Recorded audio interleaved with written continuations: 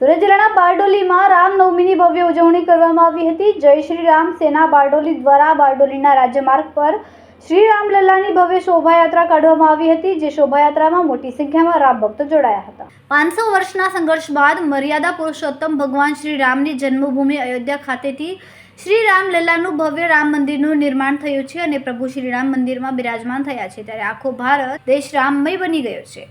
પ્રભુ શ્રી રામ 500 વર્ષના સંઘર્ષ બાદ મંદિરમાં બિરાજમાન થયા છે, ત્યારે આખા વિશ્વમાં પહેલી રામનવમીની દબદબાભેર ઉજવણી કરવામાં આવી રહી છે। આ પાવન અવસરે જય શ્રી રામ સેના બારડોલી દ્વારા પ્રભુ શ્રી રામની ભવ્ય શોભાયાત્રાનું આયોજન કરવામાં આવ્યું હતું। વિવિધ હિન્દુ સંગઠનો સાથે યોજાયેલી આ શોભાયાત્રાની શરૂઆત બારડોલીના લોકલાડીના ધારાસભ્ય અને પૂર્વ કેબિનેટ મંત્રી ઈશ્વરભાઈ પરમાર અને બારડોલી નગરના આગેવાન દ્વારા પ્રભુ શ્રી રામની આરતી કરીને આ શોભાયાત્રાનું પ્રયાણ કરાવ્યું હતું।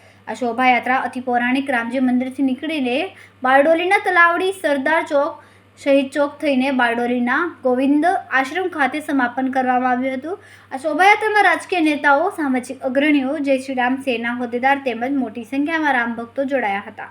આ શોભાયાત્રા દરમિયાન કોઈ અનિચ્છનીય બનાવ ન બને તે માટે શાંતિપૂર્ણ માહોલમાં આ શોભાયાત્રા પરિપૂર્ણ થાય તે માટે પોલીસ પ્રશાસનના ઉચ્ચ અધિકારીઓ સહિત મોટી સંખ્યામાં પોલીસ સ્ટાફ હાજર રહ્યા હતા।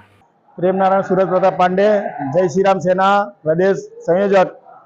आज रोज जय श्री राम सेना द्वारा 500 वर्ष पुरानो जो इतिहास હતો એને એક ભવ્ય રામ મંદિરનું નિર્માણ થયું છે, એના સંદર્ભમાં આજ રોજ જય શ્રી રામ સેના દ્વારા ભવ્ય રામ શોભાયાત્રાનું આયોજન કરવામાં આવ્યું હતું।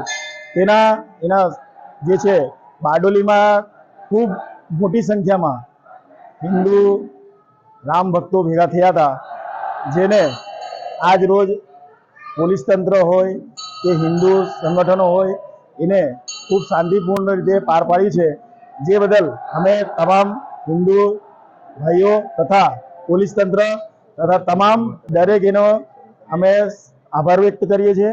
અને આ જ રીતે શાંતિપૂર્ણ માહોલમાં ખૂબ મોટી સંખ્યામાં હિન્દુ રામ ભક્તો જોડાયા હતા। જય શ્રી રામ।